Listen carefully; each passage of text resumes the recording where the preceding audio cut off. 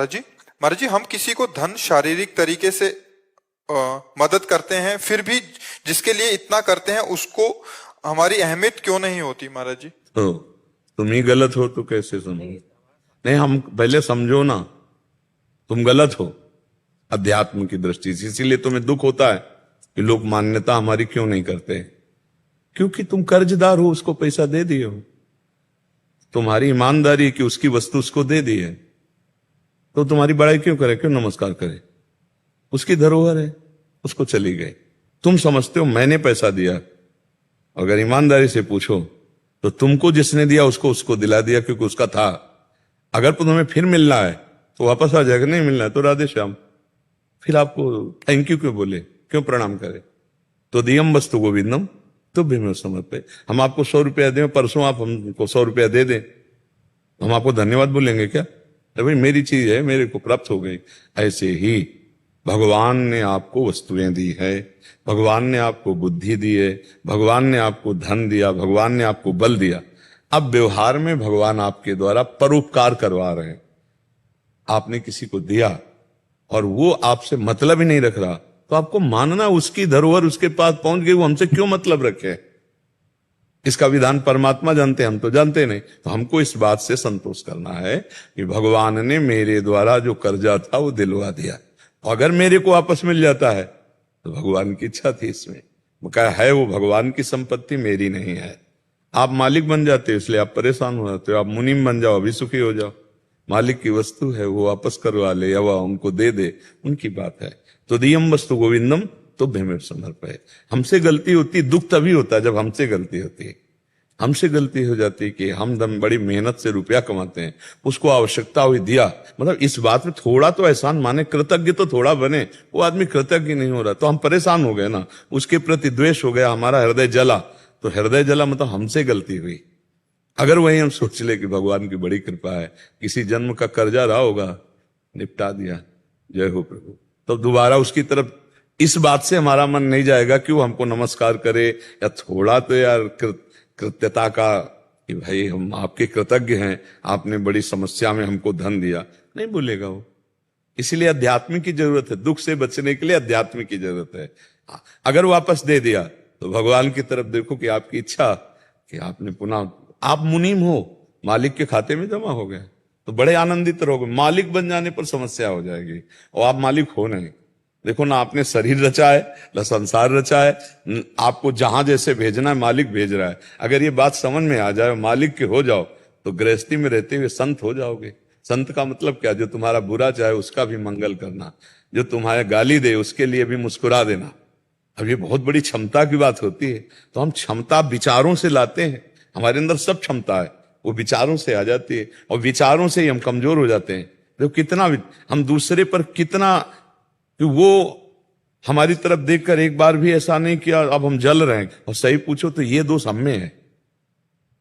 प्रभु के द्वारा दी हुई वस्तु प्रभु ने दिलाया, उनको दे दिया, अब इसके बाद वो हमको नमस्कार करिए, मेरा अहंकार है, मेरे को अपने अहंकार को तोड़ना है। मेरे अंदर अहंकार, इसलिए उसमें अहंकार दिखाई देता है। सच्ची मानिए, अनंत जन्मों का हिसाब किताब हमें पता नहीं है, कौन किसका कहां। तो मान लो 10,000 लिया और नहीं दिया तो हमको तुरंत विचार कि किसी जन्म में लिया होगा, आज हिसाब चुकता हो गया। जय भगवान की अपने मंगलमय मार्ग में फिर दे देता है, तो मालिक की इच्छा। हम तो मुनि में फिर जमा कर लिया उनके स्टॉक में। हाँ, ना उसका धन्यवाद बोलना है, ना उसे धन्यवाद चाहना है। ऐसे चलोगे तो संसार में आनंदित रहोगे, नहीं तो सच्ची मानो, जो दूसरों का ज्यादा उपकार करता है ना, तो संसार में लोग उसे पागल समझते, दिमाग नहीं है ऐसा समझते हैं। देखो ना कैसे झटका और कुछ नहीं, ऐसे लोग। वो अपनी बुद्धि से देख, आपको भागवतिक बुद्धि से देखना है, क्योंकि आपके ऊपर भगवान की कृपा है, तभी तो संत समागम में आ पाए। आप अपनी कमियों को दूर कीजिए, और देनहार कोई और है, देत रहत दिन रैन, लोग भरम मोपे करें, तासो नीचे नैन। एक बार रहीमदास जी अर्थ बांट रहे थे, तो ऐसे बांट रहे थे। लोगों ने पूछा नेत्र क्यों नीचे किए हो? तब उन्होंने कहा कि लोग कहते हैं रहीम धन दे रहा है इसलिए नेत्र नीचे हैं, कि लोग देख नहीं पा रहे कि देनहार कोई और है जो देत रहते दिन रैन चराचर जगत को, और लोग भरम मुंह पे करें कि रहीम बांट रहे हैं, ताते नीचे नैन। हमको ये नहीं सोचना कि मैं दाता हूं, मैं किसी का हित कर सकता हूं, मैं किसी के काम में आया, ये नहीं सोचना। भगवान ने कृपा की, सामने वाले में भी भगवान है, मेरे से करवाया भगवान ने। अब हम लौट कर उससे ये ना चाहें, वैसे भी कहा जाता है नेकी कर दरिया में डाल, नहीं कहा जाता? हाँ, कि दाहिना हाथ किया बायां हाथ ना जान पावे, ऐसी गुप्त रख। तो वो हमको नमस्कार क्यों करे? हमारा तो काम बन गया, भगवान ने हमारी सेवा स्वीकार कर ली, ऐसे भाव रखो। अगर वो बेईमानी कर जाता है तो आपने कभी बेईमानी की होगी तो उसका हिसाब किताब हो गया। आप अगर अध्यात्म से चलना चाहते हैं और देने वाला प्रभु है, वो आपको दे देगा, ऐसी जगह दे देगा जहां कोई क्लेश नहीं, कोई अशांति नहीं, आप आनंदित हो जाएंगे, पक्का समझ लीजिए।